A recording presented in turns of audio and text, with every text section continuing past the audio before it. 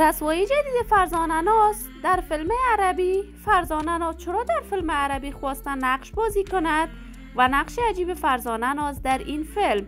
ما در این ویدیو پیرامون همین موضوعات خواهیم پرداخت، پس در ادامه با ما باشید.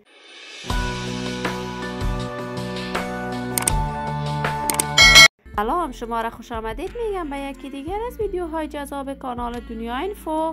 برای حمایت از من علامت سابسکرایب را فشار دهید تا از ویدیوهای دیگر کانال ما هم آگاه شوید. فرزانه ناز چهره شناخته شده، مشهور و محبوب افغانستان وی از جمله هنرمندان جوان کشور بود. فرزانه ناز در سال 2008 به بازار هنر موسیقی افغانستان پا گذاشت و چندین آهنگ پشتویی ثبت کرد و برای علاقمندانش نشر کرد که این آهنگ ها فرزانه ناز را به اوج شهرت رساند. از جمله آهنگ های مشهور فرزانه ناز ننگراری الک رزی بود. فرزانه ناز چنان خوب می درخشید که همه بیان می کردند گویا فرزانه ناز در آینده نغمه افغانستان شود.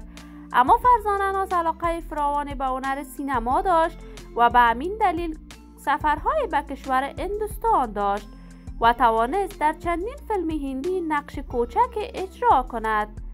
ولی زندگی برای فرزانه ناز در هندوستان خوب پیش نمی رفت.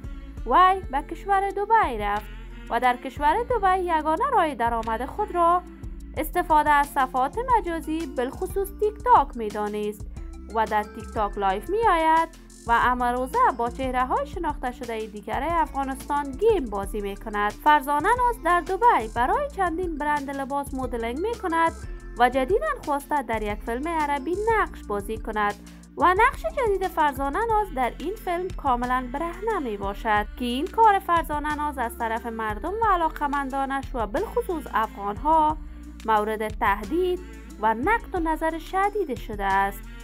ولی به هر صورت ما آرزوی موفقیت، سلامتی و کامیابی برای تمامی جوانان کشور خود داریم.